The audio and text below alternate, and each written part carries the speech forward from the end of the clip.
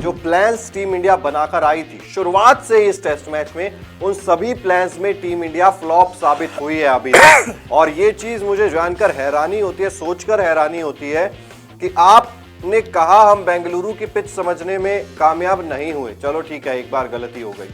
दूसरी बार यहां पर आपने गलती की है पुणे में भी कि आप पिच को शायद आपको पता ही नहीं था कि हम कौन सी पिच पर खेल रहे हैं, ये कैसा बर्ताव करने वाली है। और जिस तरीके से प्रियांशु न्यूजीलैंड ने काउंटर अटैक किया है ना यहाँ पर, इस काउंटर अटैक का टीम इंडिया के पास कोई भी जवाब यहाँ पर नजर नहीं आ रहा है। मुझे याद आती है इंग्लैंड में पहले टेस्ट मैच में ओली पोप की वो पारी जहां पर उन्होंने 196 किए थे, तब भी आपके पास उनके स्वीप, रिवर्स स्वीप का कोई जवाब नहीं था। और आज भी कुछ वैसा ही होता हुआ नजर आ रहा है। सबसे पहले तो आप समझ में नहीं आता कि आप फील्ड प्लेसमेंट में क्या करना चाह रहे हो।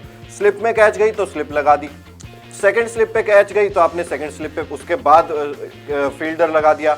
आपने शॉर्ट लेग वाला जो फील्डर था, कभी आप उसको लेग स्लिप पर ले जाते हो, कभी शॉर्ट लेग पर ले आते हो। तो जैसे जैसे न्यूजीलैंड बल्लेबाजी कर रही है, क्या वैसे वैसे फील्ड लगाओगे? क्या ये पॉइंट है? और इसके अलावा जिस तरीके से जो ओली पोप के आपके पास काउंटर अटैक का जवाब नहीं था, यहां पर भी आपके पास कोई जवाब यहां पर फिलहाल दिखाई नहीं दे रहा है। और अभी सबसे इंपॉर्टेंट रचिन रविंद्र, जिनका विकेट आपको चाहिए। और इसके अलावा अगर आप देखोगे तो टीम इंडिया के बल्लेबाज क्या स्वीप खेलना नहीं जानते? क्या वो भूल गए हैं कि टर्निंग ट्रैक्स पर जहां पर आगे आपके पास गेंद गिरती है, वहां पर स्वीप और रिवर्स स्वीप अच्छे शॉट्स होते हैं। बांग्लादेश सीरीज से पहले हम बात कर रहे थे, रोहित शर्मा तो प्रैक्टिस भी कर रहे थे स्वीप, रिवर्स स्वीप की। और कहां है वो सारी बेसिक चीजें जो आप इंडिया में खेलते हुए देखते थे कि स्वीप शॉट्स चाहिए?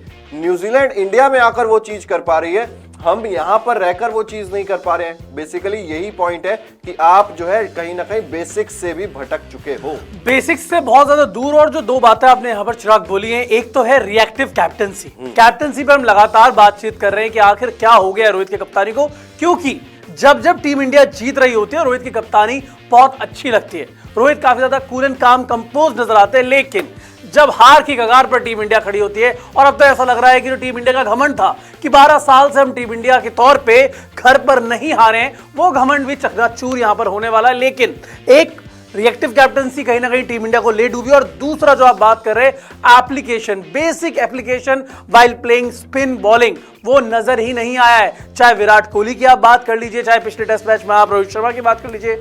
यशस्वी, मैं मानता हूं ये पिच बहुत ज्यादा खराब थी, मैं ये भी मानता हूं इस पिच पे खेलना आसान नहीं था, लेकिन मैं ये कैसे मैं मान लूं, एग्जैक्टली मैं उसी पॉइंट पर आ रहा हूं कि मैं ये कैसे मान लूं कि जिस पिच पे न्यूजीलैंड के बल्लेबाज जो इतने फेमस नहीं है स्पिन खेलने के लिए, बल्कि ये कहा जाता है कि अगर उनको आउट करना है स्पिन डल लगा दो और वहां पर उनको आउट कर दो, लेकिन वहां पे वो लगातार अच्छा खेल रहे हैं। और आपके साथ दिक्कत हो रही है, आप तो स्पिन प्लेइंग नेशन थे ना, आप तो वो देश थे जहां पे वीवीएस लक्ष्मण, राहुल द्रविड़, सचिन, रमेश तेंदुलकर, राहुल द्रविड़ और के साथ सौरव गांगुली, ये सब खेलते थे। अचानक से क्या हो गया कि आईपीएल और ये टी20 का इंपैक्ट है? बुलशिट। जब आप आते हो खेलने, यहां पर आप डोमेस्टिक खेलने आते हो, आपका जो टेम्परामेंट है उसका इश्यू मुझे यहां पर नजर आ रहा है। और देखिए किस तरह से मिचेल सेंटनर ने आपको पूरी तरह से यहां पे डोमिनेट किया है।